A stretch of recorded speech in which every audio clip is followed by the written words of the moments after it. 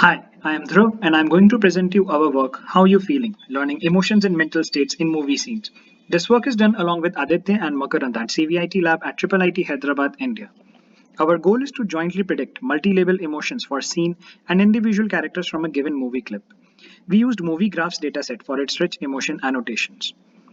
To do so, on a given movie scene, we first pass it through a character identity mapping pipeline. Then, using frozen pre-trained backbones, we extract visual, facial, and utterance features. This serves as input to our model emotex that jointly predicts the scene and character emotions. For both scene and character level emotion recognition tasks, emotex outperforms all the adapted state-of-the-art models. We analyzed the self-attention scores from emotex and discovered that it attends to facial modality for expressive emotions and other visual and language modalities for less expressive mental states. We also show that emotex attends at appropriate moments to make the right predictions. If we compare this project with previous works, the first thing to highlight is that we operate in a much more complex environment. Considering the available datasets like Simin, which consists of artificially generated agents, or the closest to our setting is MELT dataset, which is based on Friends TV series. Naturally, it includes limited number of characters throughout the dataset. Commenting about the label set, it has only 6 emotion labels, and the video duration is very short, since each video corresponds to every utterance. Comparing that to our setting, we use movie graphs dataset that has 51 different movies from different genres and are segmented into more than 7,000 scenes. It has more than 500 free text emotion labels and consists of long videos with an average video duration of about 43 seconds. It also includes multi-level emotions and mental states annotations for characters within the scenes. So in movie graphs dataset, we go beyond the classic emotions and include the mental state attributes. With such long videos, assigning a single emotion label is not always feasible, as the characters may go through multiple emotions through time. Therefore, we formulate the task of emotion recognition as a multi-label setup. We cannot rely on visual modality alone, as many times language reveals a greater context. Like in this scene on the left, one may feel that the sergeant is angry and the soldier is scared, but the subtitles reveal that the sergeant is actually praising him. Emphasized by the previous work like Emotic, greater visual context is important to understand the true emotions behind a scene. Like in this example, with only faces, one may guess that one character is nervous and the other is angrily shouting at him. However, the greater context reveals that he is in a reality show and the crowd is cheering for him. Therefore, we perform the task of emotion recognition in a multimodal setting.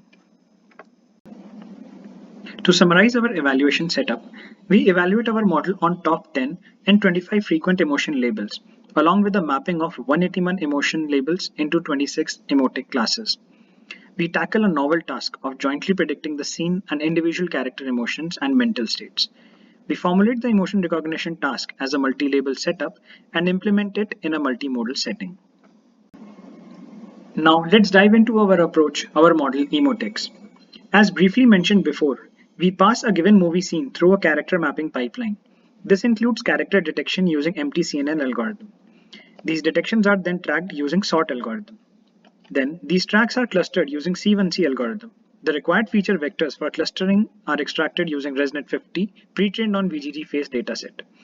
Then we map the incomplete face tracks from the movie graphs dataset with these new detections based on the IOU matching between them. With this step, we have borrowed the existing face tracks from the movie graphs, but to assign the names to the newly discovered tracks, we first assign name probability scores to every cluster based on the frequency of matched tracks inside these clusters. The tracks within these clusters inherit these scores, and with the appropriate threshold, which is 0.8 in our case, we can assign a soft score to the new tracks. Now for a scene with these new detections, we extract the action features from MVIT V1 model pre-trained on Kinetics 400 dataset. We extract facial features from a ResNet50 pre-trained on VGG faces, FER13 and SFEW dataset. We extract language features from Roberta model that is fine-tuned for emotion recognition using utterances from movie graphs dataset. Now, since these features have different embedding dimensions, we convert them into common embedding dimension space using respective linear layers. Since this is a multi-label setup, we attach KCLS tokens to scene and KCLS tokens for every character. Now, to provide a sense of time, we add positional embeddings to these tokens. Now to distinguish between modalities, we add the respective modality embeddings. Since there can be multiple characters within a scene, to distinguish between the individual characters, we add the character count embeddings. Now with these updated tokens, we leverage self-attention mechanism over these tokens using a transformer encoder layers. Then we tap the contextualized embeddings corresponding to the CLS tokens and dedicate K classifiers for every emotion to make the predictions. Note that there are K classifiers for every emotion, and these are shared by the scene classification tokens and individual character CLS tokens. This way, Emotex is trained in end-to-end fashion with BCE loss. Moving on to the experiments and ablation studies, here are the results for the architecture ablations which justify the design choices made for Emotex. We use a basic MLP where the input features are max pooled and then used for emotion recognition tasks. An alternative to max pooling is leveraging self-attention mechanism, and we test that using a single transformer encoder. As mentioned before, for K emotion labels, we use K-separate CLS tokens. To check its effectiveness, we include a single CLS version of Emotex. As the results show, Emotex with K CLS tokens yields the best results. We did modality ablation to study the effect of different modalities on Emotex performance. Here we included scene features extracted from ResNet 50 pre-trained on Places 365 dataset represented by VR. Action features extracted from MVIT V1 and represented by VM. Character face features represented by C and the dialogue features represented by letter D. It is interesting to note that using VR consistently drops the performance whenever included with different modalities.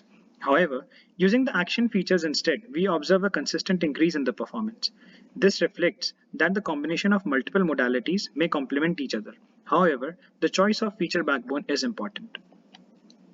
Continuing the observations, we conducted feature ablations to decide the feature backbone for our model.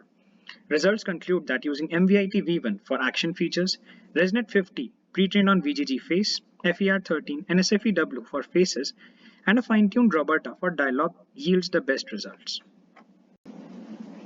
To know and explore more about our work, check out the paper, code and project page. Thank you for watching.